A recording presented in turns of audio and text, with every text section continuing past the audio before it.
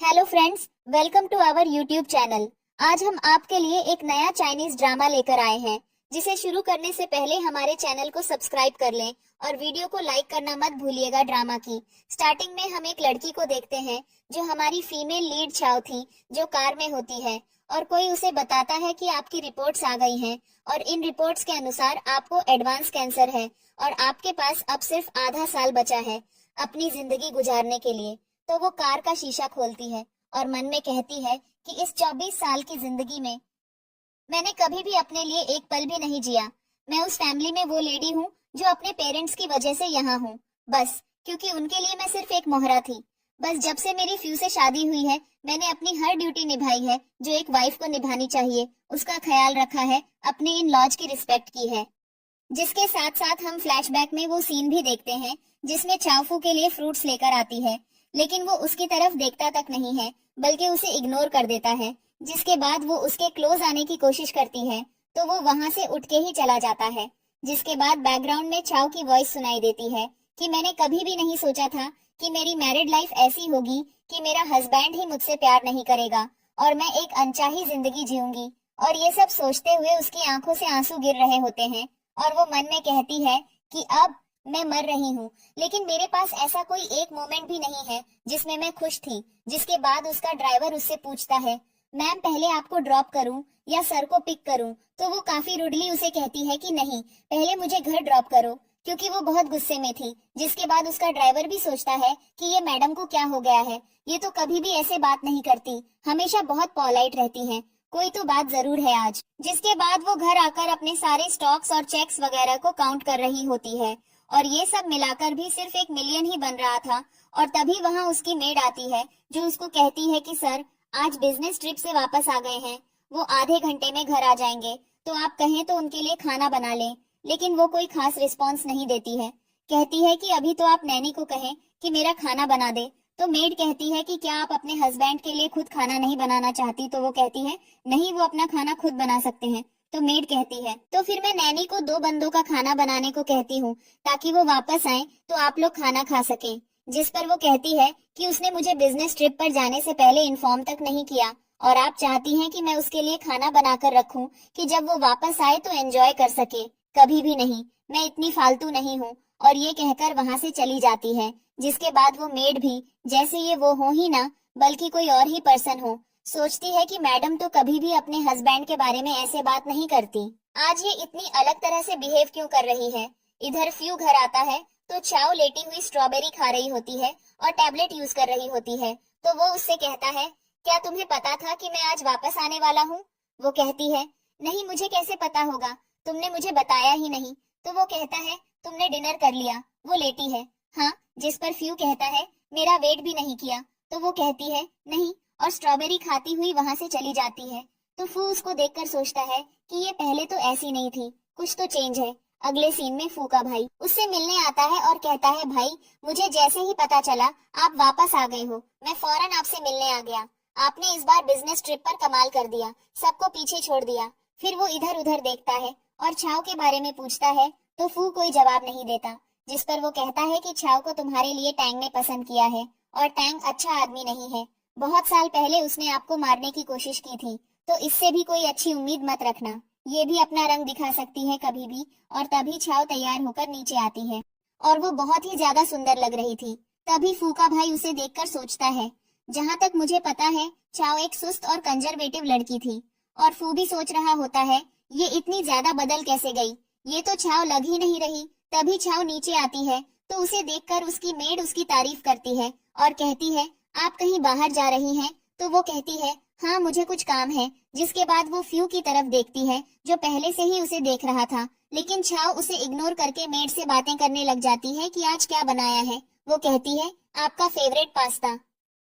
और तभी फ्यू का भाई कहता है भाई आपने देखा ये कितनी बदल गई है। अगले सीन में वो सब लंच कर रहे होते हैं और छाव तो मस्त अपना लंच कर रही होती है, किसी पर भी ध्यान दिए बिना।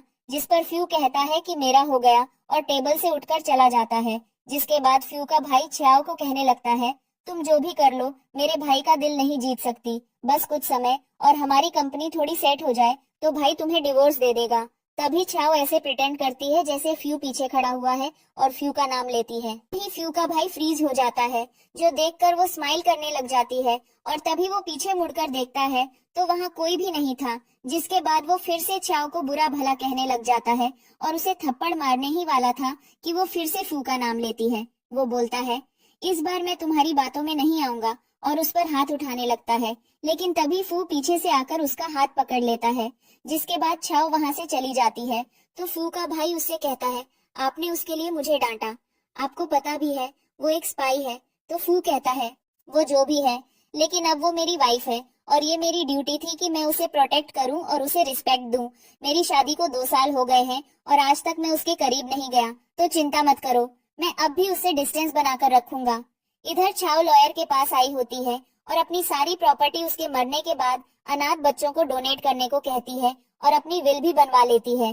तभी उसे एक कॉल आता है और कोई उसे बताता है कि जल्दी से नाइट बार में आए, आपके भाई ने किसी के साथ झगड़ा किया है।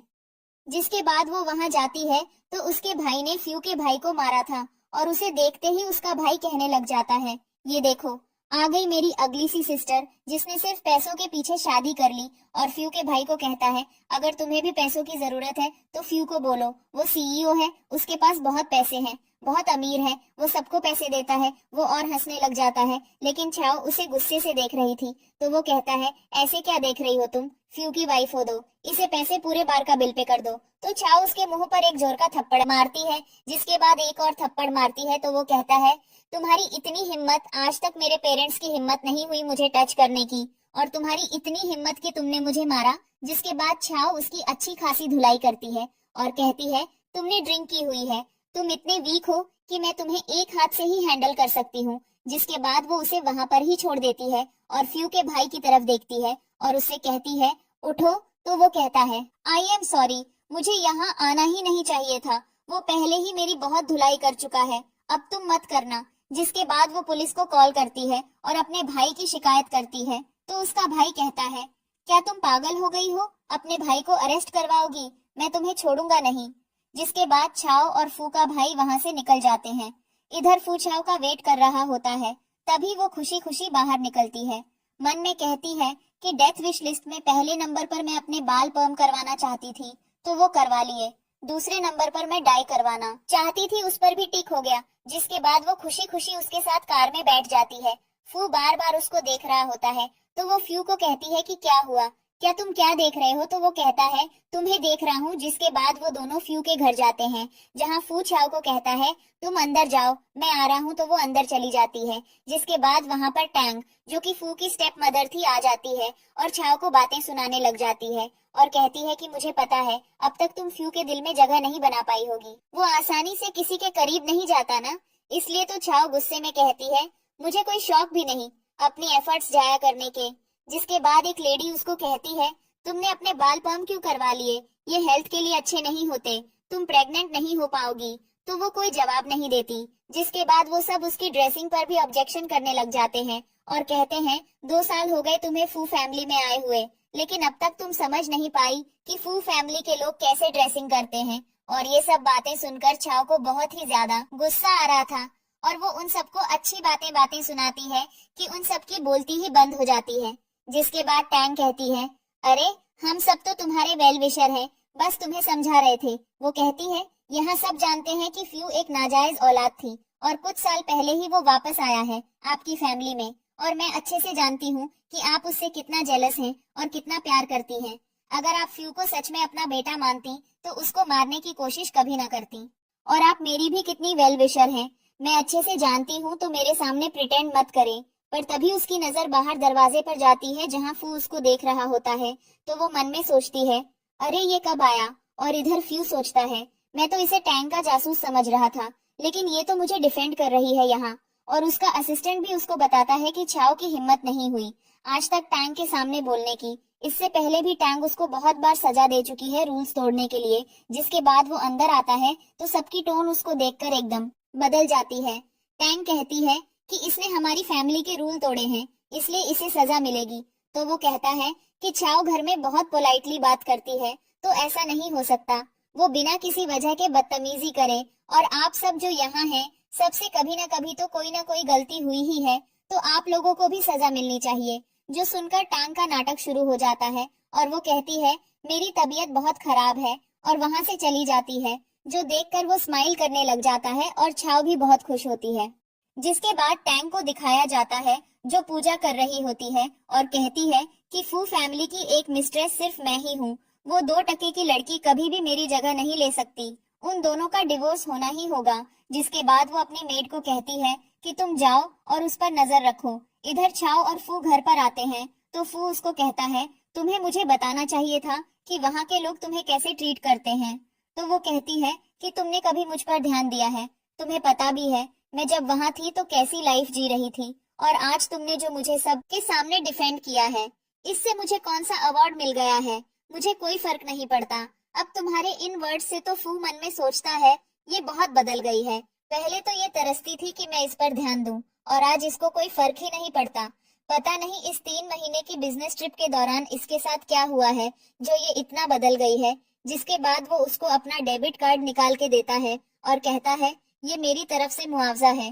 तो वो सोचती है आज तक तो इसने मुझ पर ध्यान तक नहीं दिया और आज अपना कार्ड दे रहा है, वाओ। और उसको थैंक यू बोलकर कार्ड ले लेती है और खुशी खुशी जाने लगती है और सोचती है कि अब मैं अपनी सारी विशेष पूरी कर लूंगी। इन पैसों से मेरे पास 6 महीने हैं अभी अपनी जिंदगी को जीने के लिए। नेक्स्ट सीन में छाव अपनी फ्रेंड से मिलती है जो उसको कहती है कि मैं आंटी टैंग के घर गई थी, उन्होंने बताया कि आजकल तुम्हारी मानसिक स्थिति कुछ सही नहीं। तो छाव बोलती है छोड़ो उनको। तो वो कहती है मुझे पता है कि फ्यू के साथ रहना आसान नहीं, तुम्हें बहुत सहना पड़ रहा होगा। तो वो कहती है नहीं मैं खुश हूँ और उसको कार्ड दिखाती है और कहती है ये फ्यू ने मुझे दिया है और इसकी कोई लिमिट भी नहीं। जिसके बाद वो दोनों ही बहुत खुश होती हैं और शॉपिंग करने लग जाती हैं। जिसके बाद वो लोग ढेर सारी शॉपिंग करके वापस आती हैं तो उसकी फ्रेंड उससे पूछती है कि क्या तुम अब फू से तलाक नहीं लेना चाहती। तो छाव मन में सोचती है कि उसने ये कार्ड देकर मुझ पर बहुत बड़ा एहसान किया है, अब मैं 6 महीने में अपनी डेथ विश लिस्ट की सारी विशेष पूरी कर सकती हूँ। और अपनी फ्रेंड को कहती है सोचता तो है जब टाइम आएगा देखा जाएगा। इधर हम एफयू को देखते हैं जो अपने फ्रेंड्स के साथ एक जगह पिकनिक पर आया हुआ था और अपना फोन चेक कर रहा था जिसमें डेबिट कार्ड से बहुत सारे मैसेज आए हुए थे और एक घर भी खरीदा गया था। जो देखकर वो कहता है घर भी खरीदा है। तभी उसके फ्रेंड्स उसके पास आ जाते हैं और बातें करने लग जाते हैं।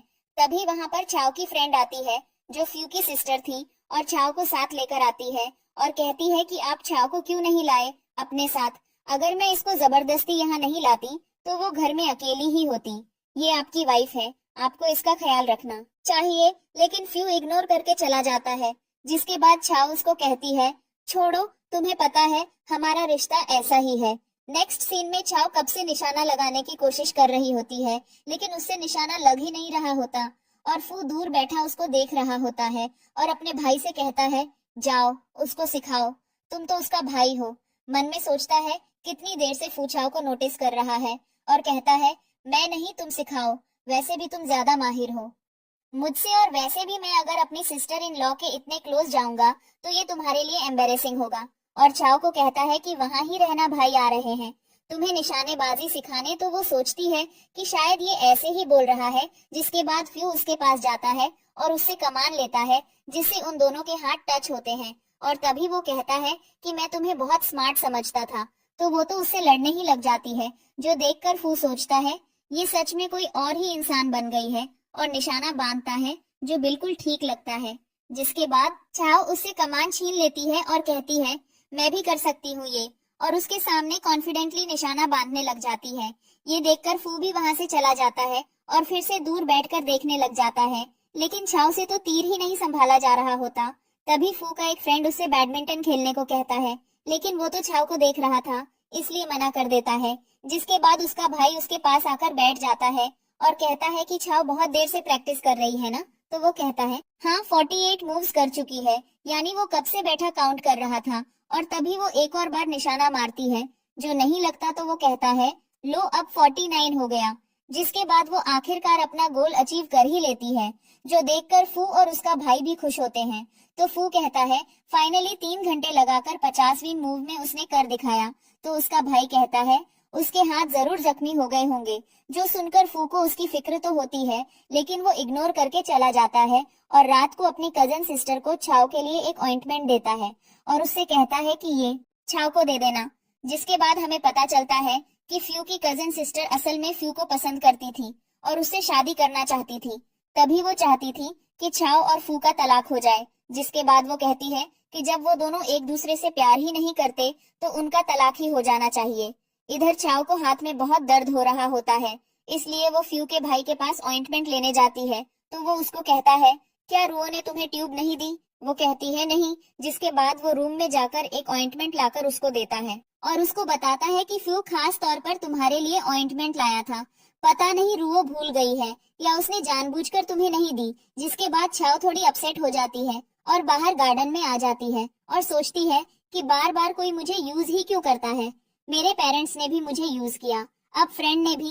तभी वो रुओ को टैंक से फोन पर बात करते हुए सुनती है, जिस पर वो कह रही होती है, अगर मुझे फ्यू के करीब नहीं जाना होता तो मैं कभी भी उससे दोस्ती ना करती। I hate her so much.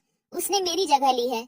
आपको नहीं पता, जब जब मैं उसको टच करती हूँ मुझे इतनी घिन आती है कि मैं बहुत बार शावर लेती हूँ। जो सुनकर छाव को तो रोना ही आ जाता है और तभी वो रुओ को मैसेज करती है फ्री होकर मुझे कॉल करना, और वहां से चली जाती है। और अपने रूम में आकर भी उसको वही बातें याद आ रही थी कि मैं जब जब उसको टच करती हूँ मैं शावर लेती हूँ बार बार। और तभी रुओ की कॉल आ जाती है जो वो पिक करती है, तो वो बहुत ही स्वीट बनकर उससे बात कर रही होती है। तो छाव सोचती है, अरे वाह, इसकी तो टोन ही चेंज हो गई है, और उसको कहती है कि मैं कल शूटिंग पर जा रही हूँ, क्या तुम भी चलोगी मेरे साथ? तो वो कहती है नहीं, मैं नहीं जा सकती। और तभी छाव कहती है कि कल फू भी जाने वाला है हमारे साथ। तो वो कहती है हाँ मुझे याद आया, मैं भी चलूंगी तुम्हारे साथ, क्योंकि तुम मेरी बेस्ट फ्रेंड हो। सुबह हम जल्दी चले जाएंगे। वो कहती है ठीक है। अगले दिन सुबह वो दोनों जल्दी निकल जाती हैं और तभी फ्यू को पता चलता है। तो वो कहता है शूटिंग बिना एक्सपीरियंस के खतरनाक हो सकती है। छाव ऐसे कैसे चली गई और उनके पीछे निकल जाता है। इधर रुओ छाव को कहती है फू तो यहाँ नहीं है? तो वो कहती है हाँ वो आने वाला है, और शूटिंग शुरू कर देती है और कहती है तुम सीख लो। पहले तो रुओ सोचती है अच्छी बात है, मैं फ्यू के सामने शूटिंग करके उसको इम्प्रेस कर सकती हूँ। तो पहले तो छाव शूटिंग करती है और बहुत अच्छे से निशाना बांधती है। जिसके बाद रुओ की बारी आती है तो उसके हेडफोन उतर जाते हैं और उसके कान फायर की आवाज से हर्ट हो जाते हैं और उनसे खून निकलने लगता है और वो रोते हुए नीचे गिर जाती है। जिसके बाद छाव स्माइल करते हुए गन उठाकर उस पर निशाना बांध लेती है। जिसके बाद रुओ की आंख खुलती है तो वो फार्म हाउस में थी तो रोने लग जाती है और फ्यू को कहती है छाव मुझे मारना चाहती है, प्लीज मुझे बचा लो प्लीज। तो फ्यू का डॉक्टर फ्रेंड उसको इंजेक्शन लगाता है। जिसके बाद छाव सबके सामने नाटक करने लग जाती है और कहती है मुझे तुम्हें अपने साथ लेकर ही नहीं जाना चाहिए था, मैं कैसे भूल गई। बचपन से तुम्हें फायर की आवाज से डर लगता है, तुम मेरी बेस्ट फ्रेंड हो, मुझे ब्लेम कर सकती हो, और रोने लग जाती है। तो रुओ एक वास उठा के उसकी तरफ मारती है, लेकिन फू छाव को बचा लेता है। जिसके बाद सब लोग रॉकी मेंटल स्टेट पर डाउट कर रहे थे और फिर रू इंजेक्शन की वजह से बेहोश हो जाती है।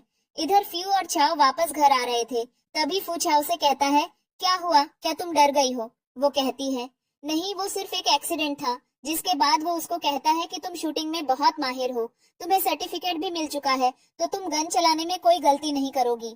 लेकिन आज जैसे रुओ जख्मी हुई, मुझे क्यों लग रहा है ये सब तुमने जानबूझकर किया है। वो कहती है तुम्हें ऐसा लगता है तो ऐसा ही होगा, और कहती है देखो रुओ के जख्मी होने से तुम्हारा कुछ नहीं जाएगा, लेकिन अगर मैं जेल गई तो तुम्हारे स्टॉक्स गिर जाएंगे और प्रोजेक्ट में लॉस भी हो जाएगा, क्योंकि मैं तुम्हारी वाइफ हूँ। तो वो चुप हो जाता है और मन में कहता है इसने तो अपनी पर्सनैलिटी ही चेंज कर ली है। जिसके बाद छाव कैंडी क्रश खेलने लग जाती है, तो वो उसको कहता है ये बच्चों वाली गेम्स मेरी कार में खेलना मना है। तो वो कहती है फिर तुम मुझे गेम खेलते हुए मत देखो। तो वो फिर से उसको गेम बंद करने को कहता है। जिसके बाद वो कहती है कि तुम्हें किसी ने बताया है कि तुम बहुत एनोइंग हो। वो कहता है नहीं, तो छाव कहती है हाँ बताएं भी कैसे, क्योंकि तुम इतने खरौस हो कि सभी तुमसे डरते हैं। पर ये सब बातें सुनकर उसका असिस्टेंट हैरान हो रहा होता है, क्योंकि फ्यू के सामने तो क्या कोई भी नहीं बोलता था। तभी वो कहती है कि मुझे फ्लावर मार्केट जाना है, कार उस तरफ मोड़ लो। लेकिन फ्यू उससे लड़ने लग जाता है और कहता है नहीं, मुझे ऑफिस जाना है। जिसके बाद वो गुस्से से कार से उतर जाती है, तो फ्यू अपने असिस्टेंट से कहता है मुझे ऑफिस ड्रॉप करके इसको पिक कर लेना। इधर छाव फ्लावर शॉप पर होती है, तभी वहाँ फ्यू का असिस्टेंट आता है और कहता है कि मैं आपको पिक करने आया हूँ। तो वो कहती है फिर तो फ्यू तुम पर बहुत गुस्सा करेगा और तुम्हारी सैलरी भी डिडक्ट करेगा। जो सुनकर वो कहता है सर ने ही मुझे भेजा है छाव। तो ये सुनकर ही शॉक्ड हो जाती है, जिसके बाद वो क्याओ को कहता है सर आपसे थोड़ा नाराज हैं क्योंकि जब से वो ट्रिप से वापस आए हैं आप बहुत वियर्ड बिहेव कर रही हैं। इसलिए वो कहती है अब ये उसके डिमेज का मसला है, मेरा तो नहीं है ना। जिसके बाद वो उसको बताता है कि आज जब आप शूटिंग पर गई थी तब भी सर आपके लिए बहुत वरीड हो गए थे और अब भी सर ने ही कहा कि मैं आपको फ्लावर शॉप से पिक करूंगा। जिसके बाद कियाओ उसको एक फ्लावर देती है, व्हाइट रोज। तो वो कहता है क्या आप चाहती हैं कि यह मैं सर को दूं? तो वो कोई जवाब नहीं देती और कहती है कि मैंने तुम्हें इसलिए दिया है कि तुम मुझे पक करने आया। तभी असिस्टेंट के दिल में सोच उमड़ती है कि बॉस और उसकी वाइफ दोनों एक जैसे हैं, दोनों एक दूसरे की फिक्र करते हैं, लेकिन इनको जताना नहीं आता। यहाँ एफयू का डॉक्टर फ्रेंड उसके पास आता है तो उसके टेबल पर वही व्हाइट रोज होता है, जिसे वो देखकर कहता है लग रहा है आज तुम बहुत गुड मूड में हो। वो कहता है ये फूल अच्छा लग रहा है। जिसके बाद वह उसको बताने लग जाता है अरियो के बारे में और कहता है कि उसके कान बहुत ज्यादा हर्ट हो गए हैं, उसे कुछ भी सुनाई नहीं दे रहा और टैंग फैमिली की डॉटर है, वह उसके साथ यह सब तुम्हारे विला में हुआ है। यह सब बातें इग्नोर करने वाली नहीं है। जिसके बाद वहाँ एफयू के बाकी दोस्त भी आ जाते हैं और उसका असिस्टेंट उसको बताता है कि मैंने सारे एम्प्लॉइज की हिस्ट्री चेक की है, किसी ने भी आपकी वाइफ से कांटेक्ट नहीं किया। तो एफयू सोचता है फिर उसको ह्यूमेट प्रोजेक्ट की बातें कैसे पता। जिसके बाद उसका फ्रेंड आकर उसको कुछ पेपर्स देता है और कहता है कि तुम्हारी वाइफ को सब कुछ पता है और उसकी इन्फॉर्मेशन मैंने निकाली है, जिससे पता चला है कि उसकी एक ही दोस्त है एरियो और उसके पेरेंट्स ने भी कभी उसे अच्छे से ट्रीट नहीं किया। तो क्या यह तुम टैंक की जासूस हो? लेकिन ऐसा कैसे हो सकता है क्योंकि उसने अभी तक टीएच को कुछ नहीं बताया। तभी एफयू कहता है कि और ऑफिस की सारी बातें उसे कैसे पता। तभी एफयू का भाई कहता है मुझे पता चल गया। जिसके बाद वह उसके डॉक्टर फ्रेंड की तरफ शक से देखने लग जाता है। तो वह फ्रेंड गुस्से से कहता है कि तुम मुझ पर शक कैसे कर सकते हो, भूल गए हो मैं तुम और एफयू 10 साल से एक साथ हैं। जिसके बाद वह असिस्टेंट की तरफ शक से देखने लग जाता है। तो वह कहता है कि मेरी तरफ क्यों देख रहे हो भाई, मैंने कुछ नहीं किया, मैं सर के साथ बहुत लॉयल हूँ, मैं ऐसा सोच भी नहीं सकता। जिसके बाद वह कहता है कि फिर वह कौन हो सकता है, आखिर मुझे पता लगाना ही होगा। एक बार मुझे वह बंदा मिल जाए, आई स्वेयर मैं उसे छोड़ूंगा नहीं। यहाँ रुओ टैंक के पास बैठी रो रही होती है और कहती है कि आपको मेरे लिए बदला लेना ही होगा। और तभी वहाँ कियाओ आ जाती है। तो आर्यो कहती है कि सब कुछ तुम्हारी वजह से ही हुआ है, इसे छोड़ना मत। फिर रुओ के पिता भी कियाओ को ब्लेम करने लग जाते हैं। तो शियाओ कहती है कि मैं एक ऑर्फन हूँ, मेरे मॉम डैड बहुत पहले ही मर चुके हैं और आर्यो मुझे अपने साथ उस विला में पिकनिक के लिए लेकर गई थी। शूटिंग का प्लान भी उसने ही बनाया था, मैं सिर्फ एक फ्रेंड होने के नाते उसके साथ चली गई।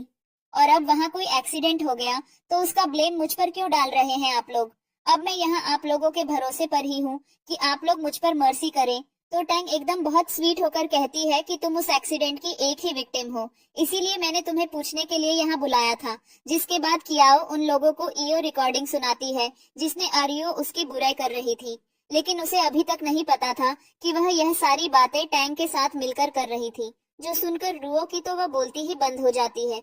जिसके बाद रुओ के पिता चियाओ को कहते हैं इग्नोर कर दो इस बात को, हम एक फैमिली हैं। तो वह कहती है कि बिल्कुल नहीं, मेरी फैमिली मर चुकी है। और तभी वहाँ फ्यू आ जाता है। जब वह जी को देखकर कियाओ ऐसे प्रिटेंड करती है जैसे उन दोनों का रिलेशन बहुत अच्छा है।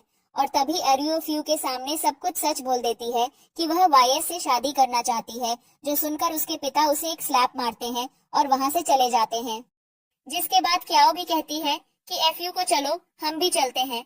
जिसके बाद वे दोनों जाने लगते हैं। तो टैंग कहती है कि पहले वो वॉइस नोट डिलीट करो। तो वह कहती है मैं सोचूंगी इस बारे में और वहाँ से आ जाती है। जिसके बाद वे दोनों वहाँ से चले जाते हैं। यहाँ एफयू और वह घर जा रहे होते हैं। तभी कियाओ फ्यू से कहती है कार रोको, मुझे आइसक्रीम लेनी है और 2 आइसक्रीम्स लेकर आती है। जो देखकर वह खुश होता है कि यह मेरे लिए भी लाई है और उसके पास जाकर वह उसे सीट बेल्ट लगाता है। लेकिन वे दोनों आइसक्रीम्स खुद खाने लग जाती हैं। जो देखकर फू को बहुत गुस्सा आता है और वह जानबूझकर जोर से कार ले जाता है जिससे सारी आइसक्रीम्स उसके मुंह पर लग जाती हैं, लेकिन फिर भी वह खाती रहती है।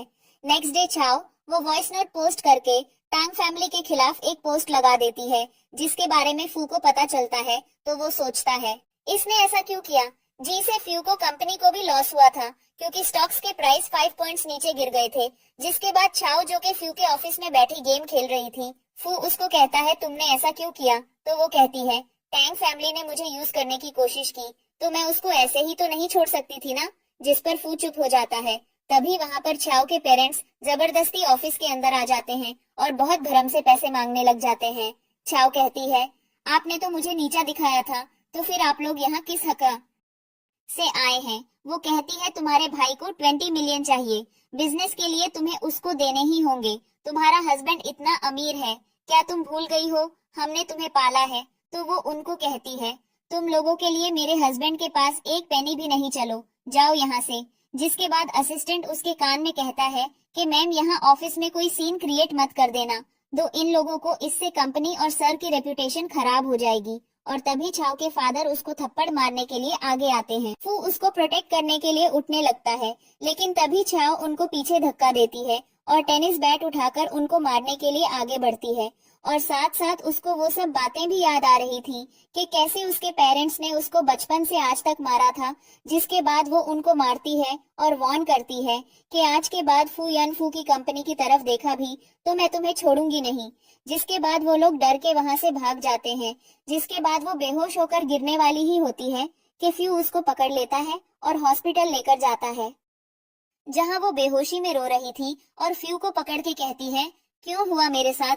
ये मैं भी तो आप लोगों की बेटी थी, तो फिर जमीन पर गिरी हुई आइसक्रीम ही क्यों खानी पड़ती थी? मुझे हमेशा वो बहुत स्वीट होती थी। कितने साल हो गए मैंने कोई न्यू कपड़े नहीं लिए, क्यों? और ये सब सुनकर फू को दुख तो हो ही रहा था, बल्कि गुस्सा भी आ रहा था। जिसके बाद डॉक्टर वहां आता है और छाओ को इंजेक्शन लगा देता है, जिससे वो बिल्कुल सो जाती है और रोना बंद कर देती है। जिसके बाद वो आंख खोलती है तो फ्यू उसका हाथ पकड़ के सो रहा था, जो देखकर वो स्माइल करती है। और तभी डॉक्टर आता है और फू को उठाता है, तो फू अपना हाथ पीछे कर लेता है एकदम। और तभी छाओ वहां से जाने लगती है, तो वो उसको रोकता है और कहता है कहाँ जा रही हो?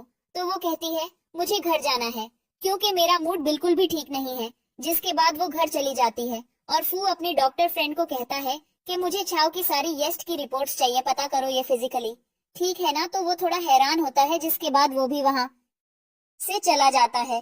कार में बैठकर फ्यू को छाओ की बातें याद आ रही होती हैं, जो उसने बेहोशी में कही थी कि उसको आइसक्रीम इतनी अच्छी लगती थी कि वो बचपन में नीचे गिरी हुई आइसक्रीम उठा के खाती थी, क्योंकि उसको सिर्फ वही मिलती थी। जिसके बाद वो अपने असिस्टेंट को कहता है कि रिसेंटली अभी क्या कोई फेस्टिवल आ रहा है? वो कहती है हाँ, विमेंस डे, चिल्ड्रंस डे और लेबर डे आ रहा है। तो वो कहता है कि विमेंस डे पर बहुत सारी आइसक्रीम खरीद कर तुम्हें किसी को गिफ्ट करनी है। तो वो सोचता है कि विमेंस डे पर ही क्यों देनी है सर को, ये अपनी वाइफ को वैलेंटाइंस डे पर भी तो दे सकते हैं। तो वो कहती है ओके सर, लेकिन कार्ड पर क्या लिखना है? तो वो कहता है कि कार्ड लिखना जरूरी होता है। वो कहता है हाँ। तो वो कहता है ठीक है, फिर लिख लेना। तो असिस्टेंट कहता है लेकिन मेरी राइटिंग स्किल्स अच्छी नहीं। तो वो कहता है क्या फिर तुम ये चाहते हो कि मैं लिखूं? वो कहता है हाँ। तो फू कहता है नहीं, मैं ये काम नहीं कर सकता। इधर डॉक्टर छाओ के टेस्ट लेने आता है और उसको कहता है सब ठीक है, जबकि बाहर जाकर फू के डॉक्टर फ्रेंड को बताता है कि छाओ की मेंटली हालत बहुत ही ज्यादा खराब है, क्योंकि बचपन में उसको जो एनवायरनमेंट मिला है, इस एनवायरनमेंट में तो बहुत से लोग पागल हो जाते हैं। जिसके बाद वो फ्यू को जाकर रिपोर्ट्स देता है और सब कुछ बताता है, जो सुनकर फ्यू को उसकी बहुत फिक्र होती है। और वो सोचता है कि पहले ही उसको बचपन से किसी का प्यार नहीं मिला और फिर आगे मैरिज रिलेशन भी उसका अच्छा नहीं था। जिसके बाद फ्यू जब घर जाता है तो छाओ गेम खेल रही होती है, जिसको देखकर वो सोचता है तो ये अपना स्ट्रेस कम करने के लिए गेम खेलती है।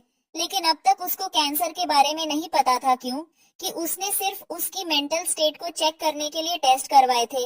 जिसके बाद वो उसको एक पैकेट देता है। वो कहती है ये मेरे लिए है। तो वो कहता है हाँ। तो वो पैकेट खोल के देखती है तो उसमें आइसक्रीम थी, जो देखकर वो बहुत ज्यादा खुश हो जाती है। और फिर उसको कहती है लेकिन तुमने तो कहा था कि ये मौसम नहीं आइसक्रीम खाने का। तो वो कहता है तो तुमने कौन सा मेरी सुनकर नहीं खाई आइसक्रीम? तो वो स्माइल करती है और मजे से आइसक्रीम खाने लग जाती है और फ्यू भी उसको ही आइसक्रीम खाते हुए देख रहा होता है। जिसके बाद वो उसको कहती है ये बहुत अच्छी है और उससे पूछती है कि क्या तुम फ्री हो, हम बाहर जा सकते हैं डिनर के लिए? तो वो कहता है हाँ, मैं शावर ले लूं, फिर चलते हैं। जिसके बाद वो तैयार होने के लिए जाने लगती है, तभी वो उसको रोकता है और उसके मुंह से आइसक्रीम साफ करता है और मन में कहता है कि अगर मेरी वजह से तुम्हें कोई खुशी मिल सकती है तो मैं जरूर दूंगा। जिसके बाद वो लोग डिनर पर जाते हैं और वो कैंडी क्रश खेलते हुए जा रही होती है। तभी फ्यू उसको कहता है कि गेम बंद करके चलो, तो वो कहती है डोंट वरी, मैं नहीं गिरूंगी। तो वो एकदम रुक जाता है, जिससे वो उससे टकरा जाती है, जिस पर वो कहता है देखा, अब डिलीट कर दो इसको। तो वो मुंह बनाकर वहां से आगे चली जाती है। जिसके बाद वो दोनों बैठे होते हैं तो वो उसको पेपर्स देता है और कहता है कि ये लो तुम्हारा विमेंस डे का गिफ्ट, जिसमें उसने उसको एक जगह देकर दी थी जिसमें एक आइसक्रीम स्टोर खोलना था, जो देखकर वो बहुत ज्यादा हैरान थी। नेक्स्ट सीन में चाओफू की कंपनी का लोगो बना रही होती है और फ्यू को दिखाती है, तो फ्यू कहता है हाँ बहुत अच्छा है, जिस पर वो फ्यू के सामने करके कहती है ओ माय गॉड, ये तो ओरिजिनल फ्यू से ज्यादा अच्छा है। जो सुनकर फ्यू का तो मुंह ही बन जाता है, लेकिन वो कुछ नहीं कहता उसको। जिसके बाद फ्यू का दोस्त फोन में कुछ देखकर हंस रहा होता है। तभी फ्यू उसके पास जाता है और कहता है कि क्या हो गया है, क्यों इतनी हंसी आ रही है। तो वो कहता है देखो मैं स्टोर का लोगो देख रहा हूँ, कितना फनी है ना। और उसको दिखाता है तो फ्यू का मुंह बन जाता है, जिसको देखकर वो कहता है डोंट टेल मी कि ये तुम हो, और हंसने लग जाता है। फ्यू का तो मुंह देखने वाला था। जिसके बाद उसका फ्रेंड कहता है ओह तो ये बात है, अब समझा चाओ ने ये डिजाइन किया होगा उस आइसक्रीम स्टोर के लिए, क्योंकि तुम दोनों वहां मिलकर खेल सको। और हंसने लग जाता है, जबकि फ्यू उसको गुस्से से देखने लग जाता है, जो देखकर वो चुप हो जाता है और लेटकर हंसने लग जाता है। इधर चाओ अपनी आइसक्रीम शॉप में बहुत बिजी होती है। तभी फ्यू का असिस्टेंट उसको कॉल करता है और उसको फ्लावर शॉप पर आने का कह रहा होता है, लेकिन उसको कुछ सुनाई नहीं दे रहा होता और वो बार बार बताता रहता है। आखिर में वो तंग आकर कहता है कि फ्यू आपको बहुत लाइक करता है और उसने आपको फ्लावर शॉप पर बुलाया है। जो सुनकर वो बहुत ज्यादा हैरान हो जाती है और बार बार ये रिपीट कर रही होती है कि फ्यू उसको लाइक करता है। जिसके बाद वो घर आती है तो फ्यू उसका वेट कर रहा होता है और उसको कहता है ये फ्लावर्स, तो वो कहती है हाँ मुझे अच्छे लगे तो मैंने ले लिए, और दो उसको भी देती है, जो लेकर वो उसको थैंक यू कहता है और कहता है कि आज मैं एक बिजनेस ट्रिप पर जा रहा हूँ, तुम भी मेरे साथ जाओगी, तुम असिस्टेंट के साथ आओगी। वो कहती है ठीक है, लेकिन वो ब्लश कर रही होती है और फिर ऊपर चली जाती है। जिसके बाद नेक्स्ट सीन में वो असिस्टेंट के साथ वहां जाती है, जो बहुत ही सुंदर जगह थी, और वो वहां की फोटोज क्लिक करने लग जाती है। तभी उसको वहां पर डॉक्टर की बात याद आती है कि वो सिर्फ 6 महीने ही जिंदा रहने वाली है। जिसके बाद वो सैड हो जाती है।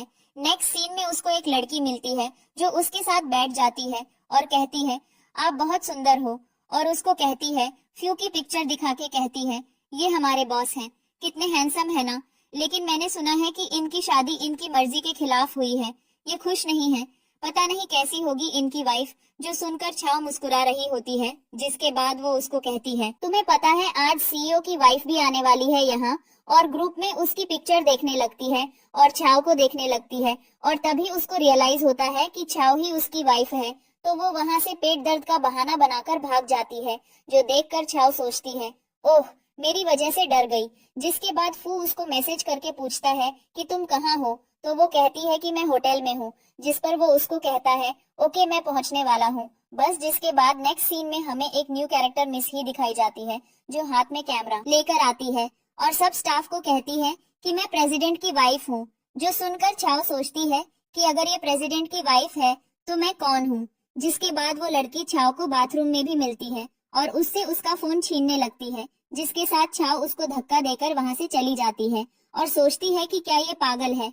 क्या इधर छाव रूम में आती है तो फू उसका वेट कर रहा होता है और कहता है मेरे मैसेज का जवाब क्यों नहीं दिया। वो कहती है मैंने फोन नहीं देखा। जिसके बाद वो उसके बाल ठीक करने लग जाता है, जो देखकर वो तो ब्लश करने लग जाती है। और तभी वहां पर फ्यू का भाई आ जाता है, जो उनको देखता है और कहता है ओह लगता है मैं गलत टाइम पर आ गया, और छाव तो वहां से भाग ही जाती है।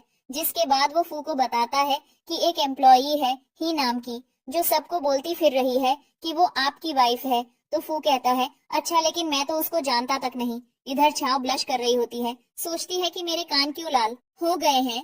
जिसके बाद वो तैयार होकर बाहर जाती है तो फ्यू उसके हाथ पर निशान देखता है, जो ही ने उसके हाथ पर डाला था, और वो अपने भाई को कहता है सबको बुलाने को। जिसके बाद सब ऑफिस वाले वहां आते हैं और ही अब भी प्रिटेंड कर रही थी जैसे वो फू को बहुत अच्छे से जानती है। जिसके बाद वो अपने भाई को इशारा करता है तो वो छाव को लेकर आता है और सबको बताता है कि ये है हमारे प्रेसिडेंट की वाइफ, जो देखकर सभी शॉक्ड हो जाते हैं और ही को बुरा भला कहने लग जाते हैं, जिसके बाद ही को फायर कर दिया जाता। जिसके बाद फ्यू का भाई उन दोनों को कहता है, आप लोग खाना खाएं, मैं आता हूँ। अभी तो छाओ फू को ही के बारे में कहने लग जाती है कि तुमने उसको निकाला, क्यों सेक्रेटरी रख लेते, उसको रोज देखती, इतनी प्यारी टॉय थी। लेकिन फू तो उसको ही देख रहा होता है और उसके लिप्स पर फू की नजर होती है, जिसके बाद वो उसका मुंह पकड़ के अपनी तरफ करता है और उसको किस कर लेता है। सीन यहाँ पर कट हो जाता है। छाओ की आंख खुलती है मैसेज की बीप से, तो वो अपने लिप्स पर हाथ रखती है और उसको किस याद आ जाती है। तभी वो मैसेज चेक करती है तो वो डॉक्टर का था, जो कह रहे थे 2 ड्रग्स मिले हैं उसके ट्रीटमेंट के लिए। अब भी मार्केट में वो ड्रग्स सेल नहीं हो रहे। जिसके बाद वो उनको मैसेज करती है, मैं 2 दिन में वापस आ जाऊंगी, फिर आपके पास आऊंगी। जिसके बाद फ्यू उसके रूम में आता है तो वो कहती है, क्या गलती से तुम गलत रूम में आ गए हो? फ्यू कहता है, नहीं, मैं तुम्हें दवाई लगाने आया हूँ। वो कहती है, क्या? तो वो उसके हाथ का बताता है, जिस पर वो कहती है, ओह, तुम्हारी नजर तो बहुत तेज है, मैंने भी नोटिस नहीं किया था ये चोट। जिसके बाद वो उसके हाथ पर दवाई लगाता है और उसके करीब आकर उसको किस करने ही वाला होता है कि वो उसे रोक लेती है और उसे वो ऑनेंटमेंट दे देती है। जिसके बाद वो चला जाता है और छाओ तो ब्लश कर रही होती है। इधर फ्यू को नींद ही नहीं आ रही होती, उसे बार बार वही सीन याद आ रहा होता है जब उसने छाओ को किस किया था। जिसके बाद वो कहता है, नहीं, मैं उसके प्यार में नहीं पड़ सकता, क्योंकि मुझे ज्योतिषी ने कहा था अगर ऐसा हुआ तो वो लड़की पागल हो जाएगी। नेक्स्ट सीन में फ्यू और छाओ दोनों ही कहीं जा रहे होते हैं। तभी एक फूड कार्ट के पास उनको एक फैमिली दिखती है, जो अपनी बेटी से मीट स्टिक छीनकर अपने बेटे को दे देते हैं और वो बच्ची बहुत उदास होकर बैठ जाती है। जिसको देखकर छाओ को अपना बचपन याद आ जाता है, जब उसने नीचे से आइसक्रीम उठाकर खाई थी।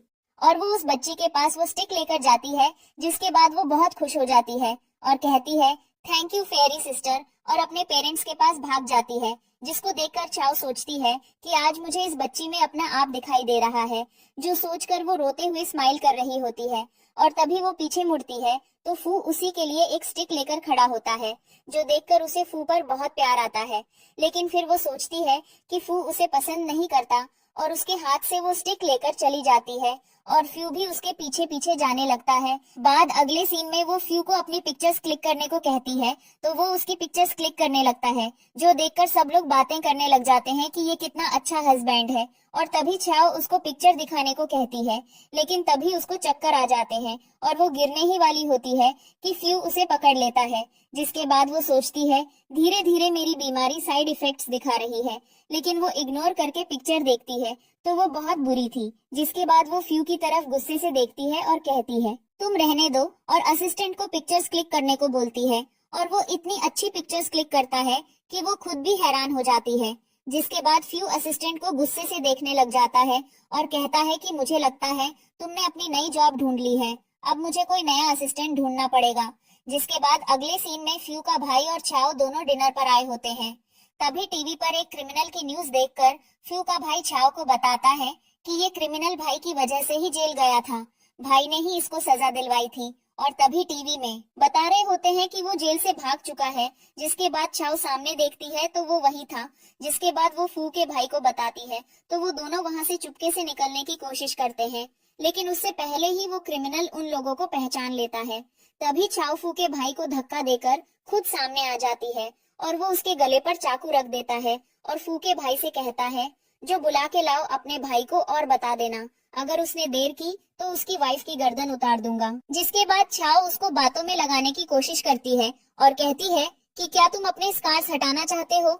मेरे पास एक डॉक्टर का नंबर है, वो एक सर्जरी में ही सारे स्कार्स हटा देगा। तो वो कहता है, अपनी बकवास बंद करो। तभी वहाँ फू भागता हुआ आ जाता है और उसको कहता है कि मेरी वाइफ को कुछ मत कहना। जिसके बाद वो उसको वादा करता है कि मैं तुम पर से सारे चार्जेस हटवा दूंगा। तो वो कहता है, नहीं, तुम झूठ बोल रहे हो। तभी छाओ भी उसे एग्री करती है तो वो छाओ को छोड़ देता है। लेकिन तभी कुछ गिरने की आवाज आती है, जो सुनकर वो कहता है, तुम अकेले नहीं आए, पुलिस के साथ आए हो, धोखा दिया मुझे। और चाकू लेकर उनके पीछे भागता है, जो छाओ की कमर में लग जाता है। जिसके बाद फू उसे बहुत ज्यादा मारता है। नेक्स्ट सीन में हम देखते हैं कि छाओ बिल्कुल ठीक थी और फू के भाई की चोटों पर दवाई लगा रही थी। तभी वहां पर फू का डॉक्टर फ्रेंड आ जाता है और वो उससे पूछती है कि फू ठीक है। और यहाँ हमें पता चलता है कि वो चाकू फू के हाथ पर ही लगी थी और फू ने छाओ को बचा लिया था। जिसके बाद वो उसको फू की दवाइयां देता है और वहां से चला जाता है। बाहर आकर वो असिस्टेंट से बात करने लग जाता है और कहता है कि जब से फ्यू को मॉम वाला इंसिडेंट हुआ है, फू ब्लड से बहुत डरता है। मुझे उम्मीद है कि छाओ उसको शांत कर सके। इधर हम फ्यू को देखते हैं जो बेहोशी में सपना देख रहा था। उसको अपनी मॉम दिखती है कि उसके डैड ने उसकी मॉम को चीट किया था और फिर उसकी मॉम ने खुद को चाकू मारकर सुसाइड कर ली थी। और फ्यू ये सब देखकर बहुत ज्यादा रोया था और तभी प्रेजेंट में डर के मारे उसकी आंख खुलती है तो वो छाव को गले लगा लेता है और रोते हुए कहता है, प्लीज मुझे छोड़ के मत जाना प्लीज। तो छाव हैरान हो जाती है कि वो रो रहा था, जिसके बाद वो उसको समझाती है और उसके साथ ही लेट जाती है। जिसके बाद सुबह जब फू की आंख खुलती है तो वो उसको प्यार करने लगता है और उसको सोता छोड़ के चला जाता है। जब छाव की आंख खुलती है तो उसके सामने रोजेस पड़े हुए थे और फू वहां पर नहीं था, जिसके बाद वो फू को इधर उधर देखने लग जाती है। और तभी उसको सामने से फ्यू आता नजर आता है जो उसको पॉरेज देता है और एक पेंडेंट और कहता है, इसमें ट्रैकर लगा है, इसको अपने साथ रखना। अब से वो कहती है ठीक है। जिसके बाद हम छाव को देखते हैं जो किसी से मिलने आई थी और वो उसको कैंसर की दवाई देता है। तो छाव कहती है कि मुझे खुशी हुई, तुमने अपने बारे में सोचा। जिस पर छावफू के बारे में सोचती है और कहती है, मुझे कोई ऐसा मिल गया है जिसको मेरी बहुत फिक्र है और मैं मरने से पहले कुछ पल और चाहती हूँ, लाइफ के किसी रिग्रेट के साथ नहीं मरना चाहती मैं। जिसके बाद वो उसको थैंक यू कहती है। नेक्स्ट सीन में वो कपड़े चेंज कर रही होती है, तभी वहां पर फू आ जाता है और उसको कहता है कि कल मेरे साथ डिनर पे चलो। वो कहती है ठीक है। नेक्स्ट डे वो फ्यू का वेट कर रही होती है, तभी फू उन्हीं कपड़ों में आता है। तो वो कहती है कि ये क्या तुम्हारे पास दूसरे कपड़े नहीं? वो कहता है नहीं। तो वो उसको अपने साथ शॉपिंग पर लेकर जाती है और वहां वो उसके लिए आउटफिट सिलेक्ट करती है जिसमें वो बहुत अच्छा लग रहा होता है और सब लोग उसकी तारीफ भी करते हैं। जिसके बाद वो उसको गोद में उठाकर ले जाता है। बाहर नेक्स्ट सीन में वो दोनों साथ में लंच कर रहे होते हैं और तभी बाहर मौसम बहुत अच्छा हो जाता है और रेनबो बन जाता है, जिसको देखकर वो उसकी पिक्चर बनाने लग जाती है और फ्यू उसकी पिक्चर बनाने लग जाता है। नेक्स्ट सीन में वो डॉक्टर के पास आती है तो डॉक्टर उसको बताते हैं कि आपको एडवांस कैंसर है और इसका कोई इलाज नहीं, तो आप मेंटली प्रिपेयर्ड रहें। जिसके बाद वो होपलेस होकर बाहर आ जाती है और सोचती है कि आखिर तो मुझे मरना ही होगा। जिसके बाद फू उसको पूछता है कि तुम कहाँ हो? तो वो कहती है हॉस्पिटल रूटीन चेकअप के लिए। जिस पर वो कहता है एक दिमाग के डॉक्टर से भी मैंने तुम्हारे लिए अपॉइंटमेंट ली है। तो वो गुस्से में कहती है क्या तुम्हें मैं पागल लगती हूँ? वो कहता है नहीं, मेरा मतलब डिप्रेस्ड। तो वो गुस्से में उसकी कॉल काट देती है। जिसके बाद वो अपने दोस्त को कॉल करता है और कहता है लड़कियों को कैसे खर्च करते हैं। जिसके बाद वो उसको बताने लगता है और फिर वो उसको थैंक्स कहकर कॉल बंद कर देता है। इधर छाव वापस घर आ रही होती है, तभी वो एक कपल को देखती है जिसको देखकर उसको फ्यू की याद आ जाती है और वो सोचती है कि क्या मुझे उससे प्यार हो गया है, और वो उसको मिलने के लिए जल्दी से घर आती है, लेकिन वो घर पर नहीं होता।